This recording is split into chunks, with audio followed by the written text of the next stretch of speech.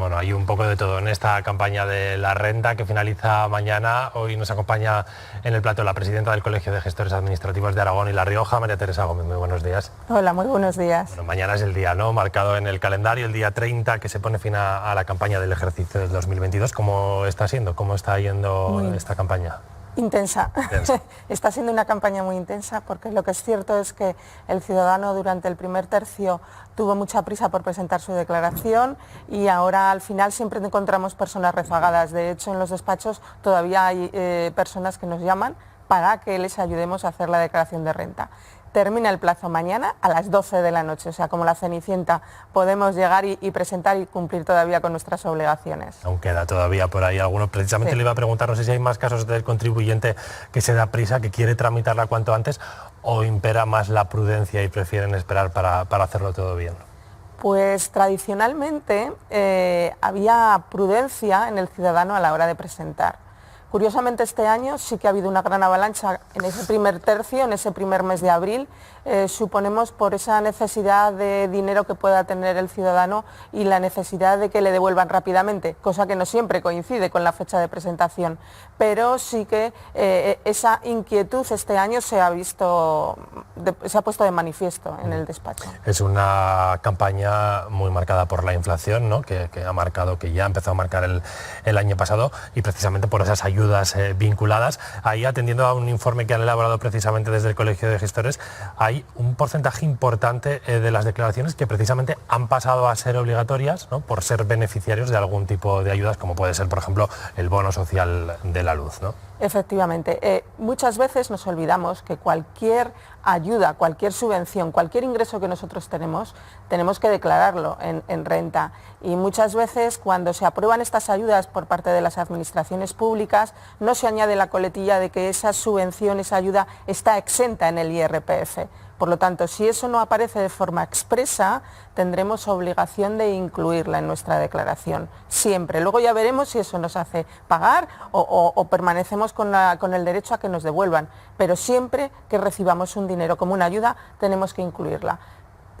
Plan Prever, MOVES, ayudas al alquiler, cualquier ayuda que nosotros no tengamos conciencia de que aparece como exenta, nos puede hacer tener obligación a hacer la declaración. El ingreso mínimo vital, por ejemplo, ¿no?, que pese a que no es el primer año que ya se tiene que incluir en la declaración, ahí también hay un perfil de muchos ciudadanos que, por percibirlo, su declaración se ha convertido en obligatoria.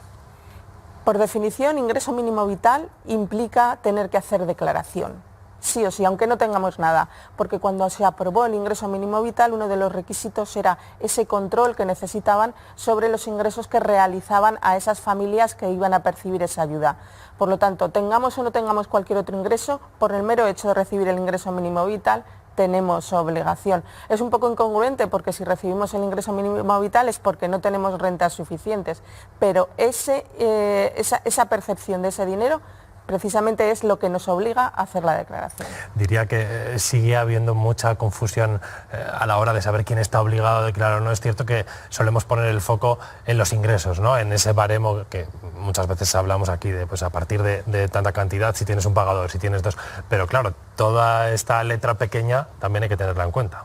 Sí, muchas veces nos fijamos solo en los grandes números, ¿no? Obligación de hacer declaración cuando tenemos unos rendimientos del trabajo, aquello que recibimos por las nóminas, sea de 14 o 22.000 euros, pero en la obligación a declarar aparecen otros apartados, ¿no?, como puedan ser tener rendimientos económicos o tener rendimientos por el mero hecho de tener inmuebles. Tenemos que leer todas las casillas. Entonces nos encontramos muchas veces con que el ciudadano viene a los despachos de gestores a preguntarnos, oye, ¿tengo obligación o no? ¿O por qué tengo yo obligación si no gano 14.000 euros y no me han pagado más de dos empresas, dos pagadores? Pues precisamente a lo mejor porque tienes inmuebles o porque has recibido una ayuda, ¿no? Entonces, los otros requisitos que sí que tenemos que cumplir, hay que tenerlos en cuenta. Son los grandes olvidados y son los que muchas veces luego no hacemos la declaración y puede venir consecuencias.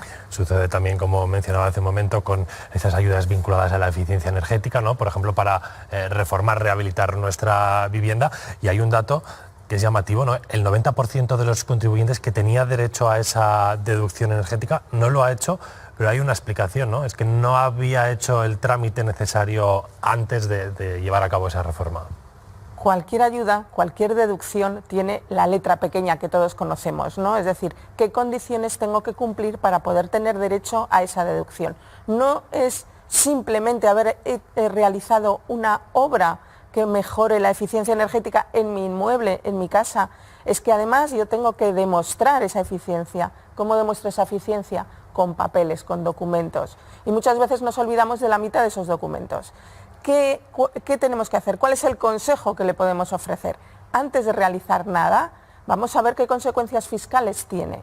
Yo, para poder tener derecho a esa deducción por mejora de la eficiencia energética, necesito un certificado antes y un certificado después de eficiencia energética que me emita un profesional, porque es la única forma de comparar entre lo que yo tenía previamente y lo que voy a consumir más tarde.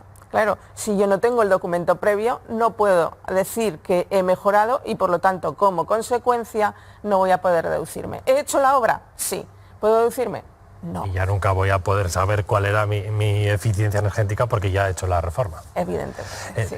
En este contexto, no sé si también hay un perfil del contribuyente en el que muchas veces, no sé si por no tener claras las consecuencias fiscales también, directamente digamos que le da miedo o que es reticente a pedir esas ayudas porque no tiene del todo claro, ¿no?, lo que va a ocurrir en su declaración de la renta. Sí, todos.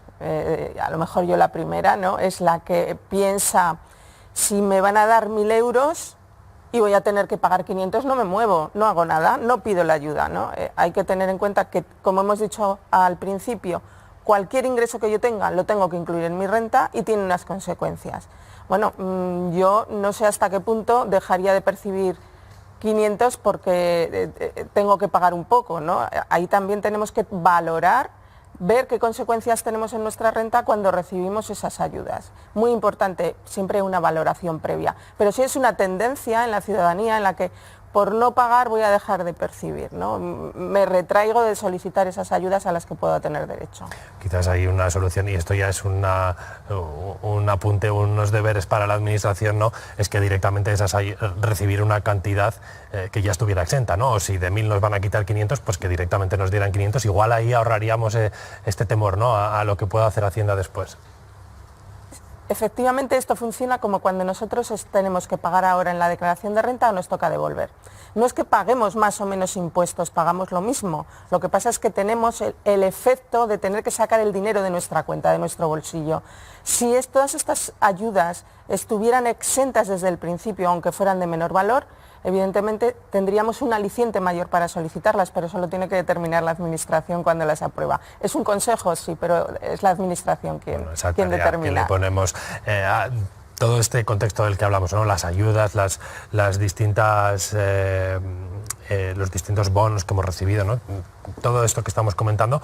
Esto ha llevado a que haya más usuarios que estén buscando precisamente ayuda de profesionales que acudan a los gestores precisamente para quedarse con la tranquilidad de que su declaración está bien presentada. Sí, es uno de los motivos por los que viene realmente el ciudadano al despacho del gestor administrativo, porque tiene dudas. Muchas veces los avances tecnológicos no implican que yo tenga el conocimiento para saber cómo tengo que declararlo, qué consecuencias tiene consignar un importe en una casilla o en otra, ¿no? Y esas dudas sí que se resuelven a través de los gestores administrativos. Y hay muchos clientes que vienen motivados por todas estas dudas. Y precisamente en ese informe al que hacíamos referencia hay un top de dudas, ¿no? En el primero sigue estando el pagar más de lo esperado. El contribuyente accede al borrador y se encuentra con que no esperaba pagar o no esperaba pagar tanto.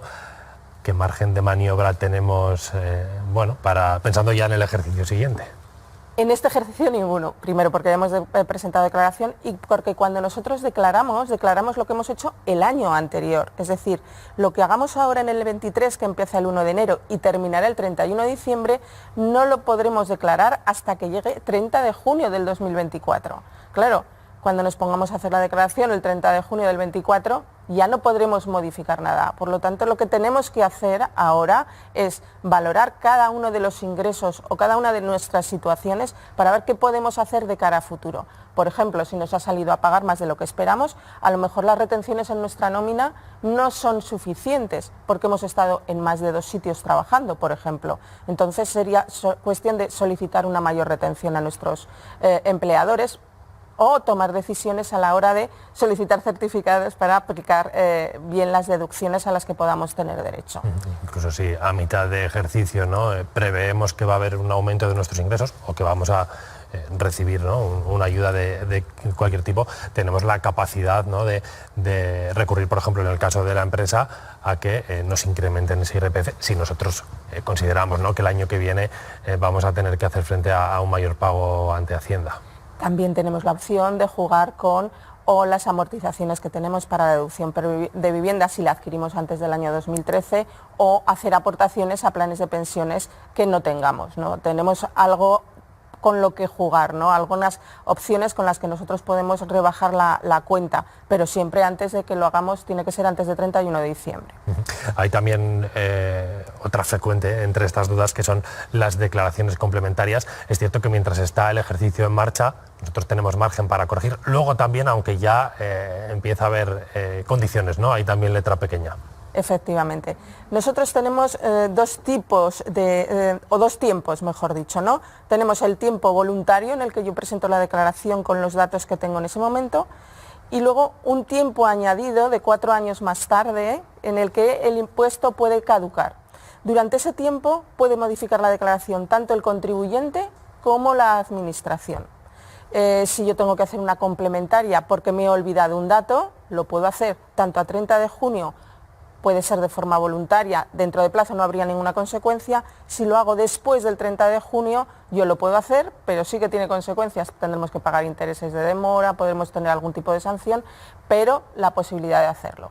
¿Qué sucede? Que podemos hacer complementarias que vengan por situaciones añadidas posteriores a la declaración. Ejemplo, los atrasos. Ha salido un convenio nuevo, nos han pagado atrasos en la nómina. Eso sí que sería una condición para tener que nosotros modificar esa declaración presentada hace 2 años, por ejemplo. Podemos modificarla sin tener ninguna penalización.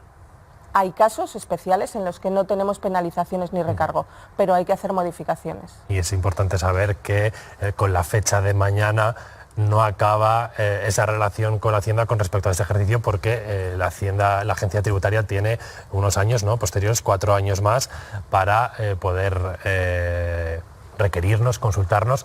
Y aquí llega otra de las dudas, ¿no? Hay miedo a la notificación de Hacienda, ¿no? Cuando llega una notificación a casa nos suele asustar. Sí, el ciudadano le tiene miedo a Hacienda. El ciudadano tiene miedo a recibir una carta en la que le puedan pedir más dinero de lo que ya ha pagado, o le digan que no tiene derecho a algún tipo de deducción. Pero no hay por qué tener miedo. Cuando nosotros recibimos una carta o un requerimiento de la agencia tributaria, tenemos que leerlo, y normalmente lo único que hay que hacer es aportar justificación de los datos que nosotros hemos consignado en la declaración. Es decir, si hemos puesto que hemos hecho una obra de mejora por 10.000, tener la factura y el pago de esos 10.000. ¿Por qué? Porque muchas veces nosotros, de forma voluntaria, cuando hacemos la declaración, aparecen datos que la agencia tributaria no puede comprobar. Por lo tanto, durante 4 años, esos expedientes, esas declaraciones de renta, son susceptibles de ser revisadas por la agencia tributaria para ver si lo que hemos puesto coincide con la realidad. Cuando esto no es así, es cuando puede tener consecuencias negativas, y es a lo que tenemos miedo, a esa sanción, a ese requerimiento al que tener que aportar. Bueno, ahí estamos también de nuevo otra vez los profesionales que intentamos ayudar y intentamos justificar y documentar todo el procedimiento. Está claro que de esta conversación sacamos una conclusión, ¿no?, que hay que tratar de anticiparse y de tener la mayor información posible preparada, ¿no?, de cara, ya pensando en el ejercicio siguiente, que ahora está en marcha. Quedan todavía unos meses, 6 meses por delante, y puede ser que vayan saliendo nuevas ayudas, ¿no?, que el gobierno vaya aprobando nuevas ayudas o que optemos a nuevas deducciones. Ahí hay que estar atentos, ¿no?, a las condiciones para preparar toda esa información. Sí.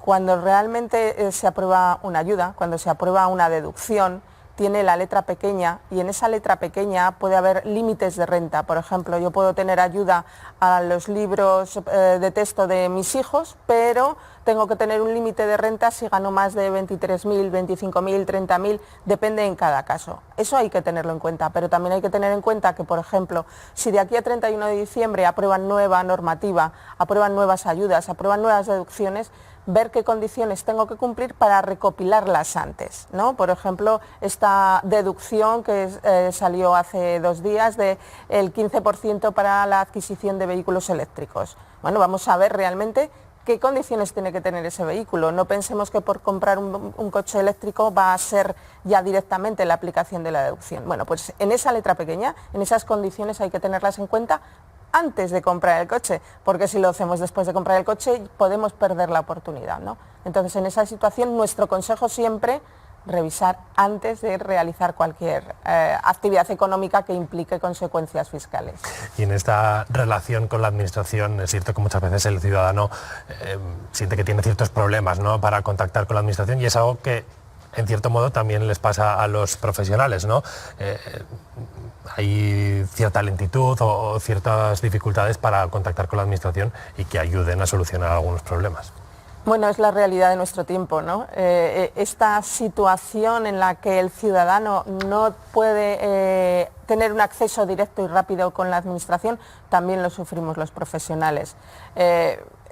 ¿Cómo lo superamos? Bueno, lo superamos con conocimiento, con técnica, e intentar tener otro tipo de contacto con la administración y convenios de colaboración que nos ayuden a que esos procedimientos administrativos, palabreja un poco rara, ¿no?, procedimientos administrativos se resuelvan de forma más rápida porque son eficientes, porque están bien presentados. Bueno, pues en esa vía de comunicación con la administración y de convenios es en la forma en la que los profesionales, los gestores administrativos, estamos intentando resolver esta situación que parece que va a ser un poco estructural, ¿no?, va a permanecer en el tiempo debido a la demografía. Bueno, y desde aquí llamamiento a los rezagados, poco más de 24 horas para que acabe este ejercicio y presentar la declaración. Gracias, María Teresa Gómez, presidenta del Colegio de Gestores Administrativos, por haber estado hoy en Buenos Días, Aragón. Muchas gracias a vosotros y buenos días.